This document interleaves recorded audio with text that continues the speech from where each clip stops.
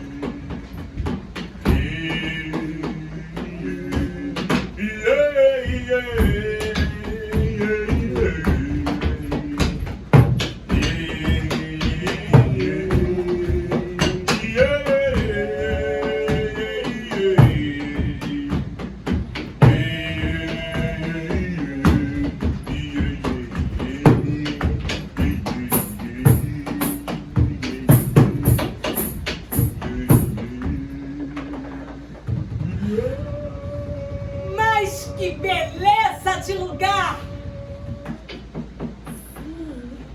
Deus viu que tudo que ele criou era muito bom. Mas espere. Está faltando algo. Eu vou assoprar bem aqui.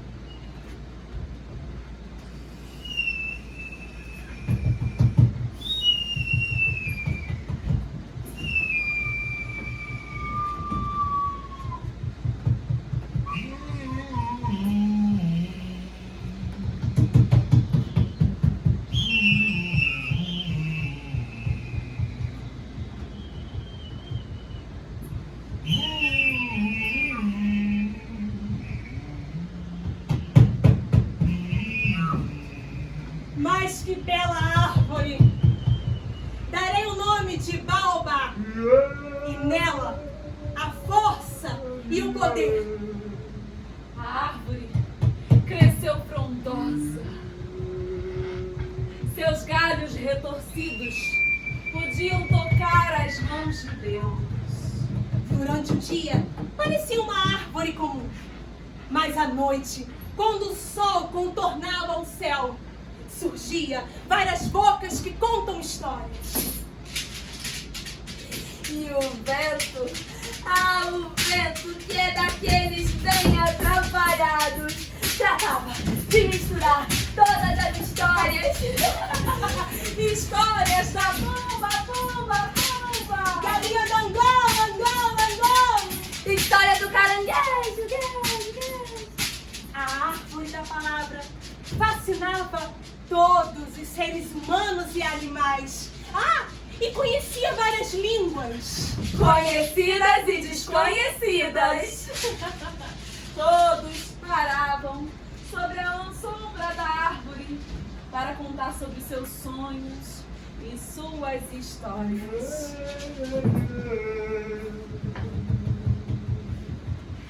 A Baixada Fluminense do Rio ao pé da serra tem uma linda história, boa de se contar. Tanto que dos teus magos só eu que tive agenda. Tenha fé, compreenda o patrimonializar. Meu nome é Baltazar, Jaco Rei, sou cantador. O Mouro, o africano que também viu o senhor.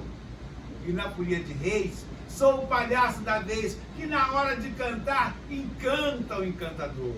Por isso, gente decente, a palavra fluminense é o tema recorrente, o patrimônio valor.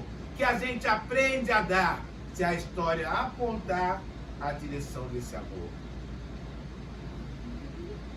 Quando Deus criou o baobá, foi na ilha de Madagascar, lá bem no extremo leste da África. No entanto, a semente do baobá se espalhou por outros países africanos, vindo parar até em Angola, onde é chamada de imbundeiro. Mas a viagem do baobá pelo mundo não ia parar aí. Tanto que, com o tempo, nós passamos a encontrar 3 baobás plantados no Campo de Santana, ali em Feira Central do Brasil.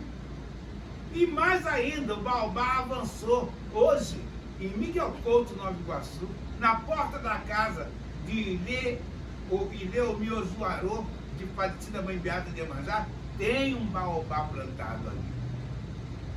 Porque o baobá, como guardião das histórias, tem que estar onde as histórias acontecem. O baobá poderá contar, portanto, histórias como de Marapicu e Nova Iguaçu.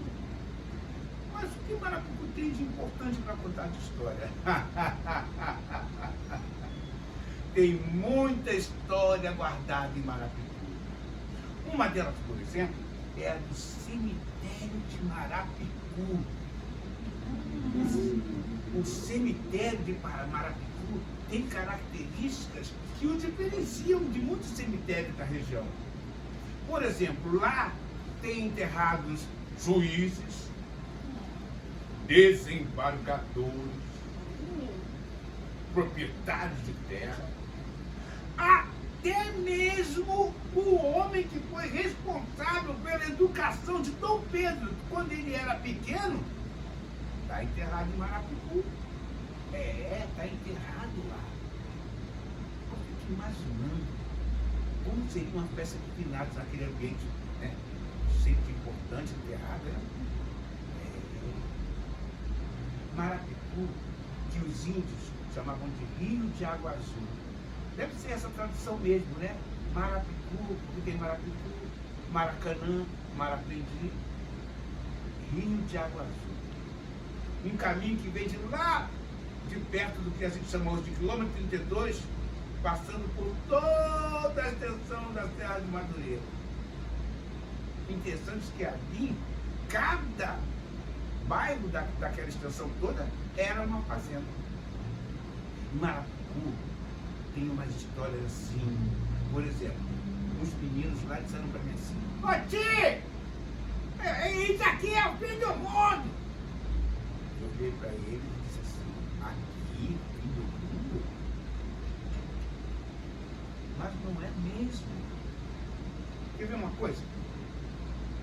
Vocês lembram que nós somos ensinados desde pequenininho que no começo do mundo tinha muita água, muito bicho, as pessoas viviam mais tranquilas? Da mesma forma é aqui em Marapicu. Eu disse para eles: aqui tem muita água, muito bicho, as pessoas vivem mais tranquilas. Então aqui não é o fim do mundo. Mas deve ter um fim, né? O mundo deve ter um fim. Então vamos imaginar. Você tem que ir andando. Aí acaba a terra, começa o mar. Se acaba a terra, é o fim do mundo ali, começa o mar. Então, eu disse para aquelas crianças: coloquem na cabeça de vocês, aqui não é o fim do mundo. Lá é que é o fim do mundo. Aqui é o começo. Tudo pode começar a partir daqui. Pode ser Marapicu ou qualquer lugar. Marapicu traz umas lições para a gente, tais como, por exemplo, a de um senhor de engenho. Para falar desse senhor de engenho, quero até tirar em reverência, porque nós temos que ter misericórdia por todas as almas. E esse homem, ele era muito mau. Tão mau que a fama dele se estendia por toda aquela região. O que aconteceu com esse homem morreu? E quando ele faleceu, fizeram lá o velório, chamaram o padre e fizeram uma missa e enterraram o homem. Mas os escravizados que sofreram na mão desse homem Eles não admitiam que esse homem ficasse enterrado. Por quê? Porque para esses afro-brasileiros, esses africanos em diáspora, a vida, a morte e a terra, elas estão entrelaçadas. Então uma coisa faz parte da outra. Mas aquele homem, dada a sua maldade, não poderia desfrutar dessa consumação. E foram lá e desenterraram o homem. No dia seguinte, quando o pessoal foi lá, a cova aberta, o homem do lado de fora. Ah, meu Deus, desenterraram, foi enterraram de novo. Quando foi no dia seguinte, amanheceu, a cova aberta e o homem do lado de fora novamente. Tentaram mais uma terceira vez e viram que não dava jeito. E perceberam que pessoas que sofreram com aquele homem não deixariam ele sossego. E aí tiveram uma decisão drástica. Eles fizeram uma reunião e determinaram que iriam cortar o homem em pedaços para enterrar um pedaço em cada lugar e assim ele tem direito ao descanso eterno. Marapicu, Cabo Sul, toda aquela região ali tem muita história. Tinha uma mulher naquela região chamada, era conhecida como a Mulher de Pedra. E vocês imaginam, num século em que a mulher era completamente oprimida e sem voz, ela, ao ficar viúva, tocou a fazenda dela, tocou os negócios que o marido deixou, com um monte de pedra. Ela era tão firme na relação com os outros donos de propriedade dela, que ela foi chamada de Mulher de Pedra. Os índios jacuticais faziam aquele trajeto, toda a história de Madureira, era o caminho que vinha pegando, virando a terra e ia direto até Belpor Roxo, que era um alagado, que também já foi conhecido como Canhão. Mas a Baixada Fluminense é também uma história de resistência. Aqui na Baixada Fluminense se proliferaram muito casas de farinha. E casas de farinha que exportaram farinha até para os portos de Luanda e Benguela. Aí você me pergunta, mas o que tem a ver casa de farinha com Luanda, Benguela e história de resistência? Bom, é preciso lembrar quem é que tocava nessas casas de farinha. As casas de farinha na Baixada, em geral, eram tocadas por mulheres e por mulheres negras. Algumas conseguiam montar sua casa de farinha, outras conseguiam trabalhar e comprar, fazer seu jeito de farinha, outras ganhavam de herança, né? ou ficaram viúvas e o marido deixou a casa de farinha. Eu sei que essas farinhas iam parar nos portos de Luanda e Benguela e eram tocadas por escravizados que a gente viu para cá mesmo. Então, o que tem a ver aí com resistência são essas mulheres negras produzindo farinha e fazendo a sua independência econômica. Vocês acreditam que teve uma mulher que ela levantou dinheiro para a casa de farinha e ela, numa propriedade que tinha um negro escravizado, que ela gostou desse negro. Ela foi lá e comprou o marido, libertou e casou com ele.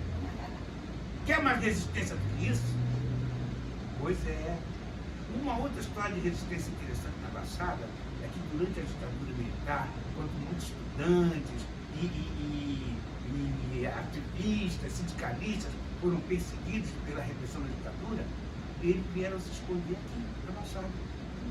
Nesse sentido, a Baixada cumpriu uma função que a África cumpriu para o universo judaico-cristão. Por quê? Porque assim como Jacó teve que ir para o Egito, ficar 350 anos até se fortalecer como nação, assim como quando Herodes quis perseguir a Jesus enquanto criança, e o anjo apareceu para José, o anjo não mandou José para Madureira, ou ir para Ananindeua, né, ou ir para qualquer lugar. Não. O anjo disse, vai para o Egito, na África, para proteger o mundo. Então, assim como a África protegeu os judeus e protegeu o maior dos judeus, que foi Jesus, assim também a Baixada, que é um pedaço de África, na medida em que a gente considera a Pangeia, a separação dos continentes, ó, a Baixada estava aqui, ó, dando a Deus para sua irmãzinha África. Pois bem, então, assim como a África protegeu os interesses de Deus, assim a Baixada protegeu os interesses dos filhos de Deus aqui, não é? Pois bem, a Baixada, ela tem essa força imensa, a ponto de uma das principais casas que serviu como uma espécie de consulado da cultura iorubá, em Santo Amaro da Purificação na Bahia, acabou por força da filha de santo vindo para no Rio, que veio para a Zona Norte, que entra na Baixada em 1917 e constitui a Casa Grande do Engenho da Cachoeira. Olha, não é só o Baobá não, esse povo que veio com o Baobá também se estabeleceu aqui. São como os filhos, as sementes do Baobá, contando suas histórias, tanto que essa casa existe até hoje, uma série de mais de 100 anos, e ali em São Mateus, que é o Ilê Omorossum, de uma meninazinha também. Então a gente percebe que a Baixada é esse recheio de histórias, né? Porque a Baixada Fluminense do Rio, ao pé da serra, tem uma linda história boa de se contar.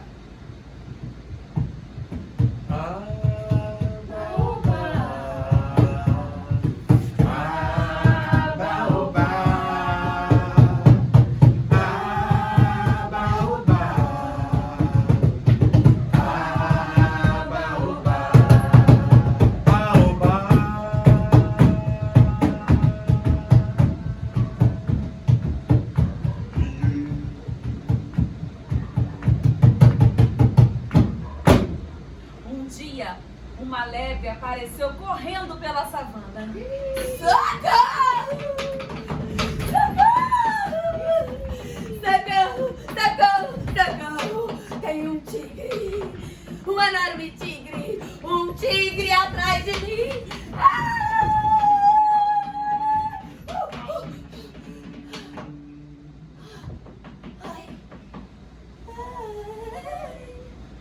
Ai, que gostoso! Baobá, que sombra mais gostosa. Que bom que você gostou. Baobá não estava acostumado a receber agradecimentos. Então, ele resolveu dançar, balançando seus galhos.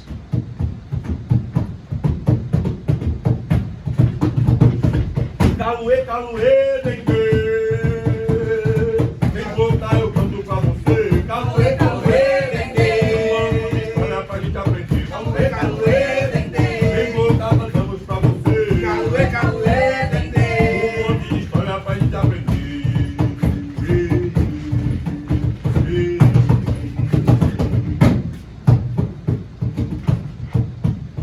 O coração de Baobá se abriu e dele caíram frutos. Tome, dona Leve. Leve quantos frutos a senhora quiser. Ai, que delícia! Puxa vida! Sente aqui o cheirinho. Sente aqui o cheirinho. Ai, que gostoso! A lebre estava tão contente que ela resolveu contar para toda a savana. Venham, pessoal! Eu tenho uma novidade! Vocês não sabem da última! O Baobá, o grande contador de histórias, está distribuindo frutos do seu coração! Lebre está falando a verdade? Sim! É só agradecer! Só agradecer. Sim! Eu vou primeiro na fila! Eu não! Eu vou! Aí vai ser eu! Aí vai ser eu! Chega!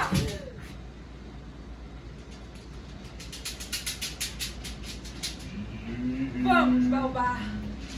Entregue. Entregue para mim o seu fruto. Calma, senhor Tigre. Tenha paciência. Tudo deve ser no seu devido tempo.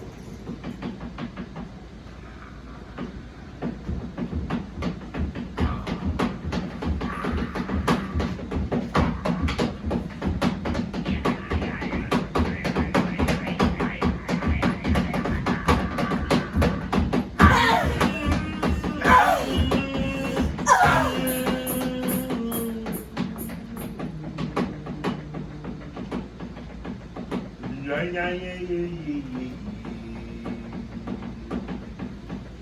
Deus, vendo tudo o que tinha acontecido, chorou pelo seu amado Baobá.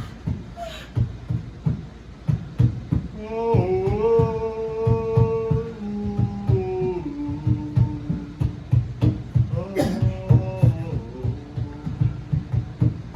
que fizeram com você, amado Baobá?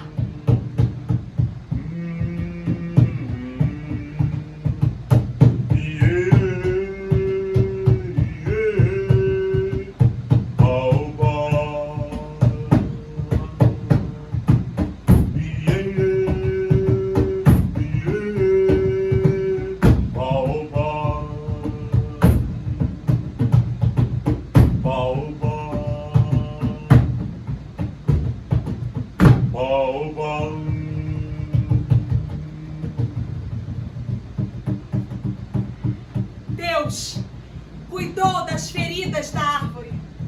E até hoje existem marcas em seu tronco, no lugar do coração. Quanto ao tigre, teve o que merecia. Passou toda a eternidade comendo o resto dos animais. É claro que ainda assim muitas histórias o Baobá contou. Sim, histórias que o vento atrapalhado espalha por aí. Histórias guardadas no coração da árvore da vida. E que nós tratamos de espalhar bem aqui.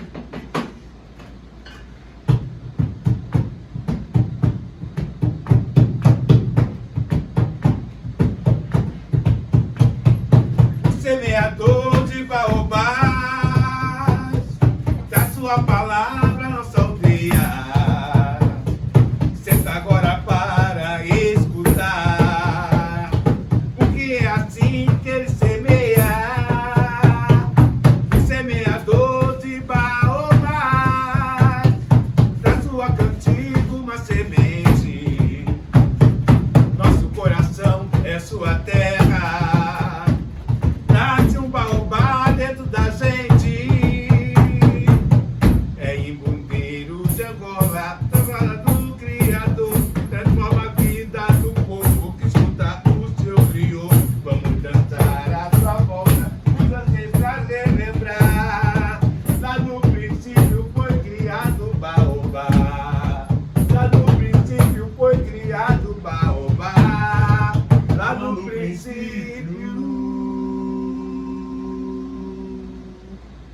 Ah!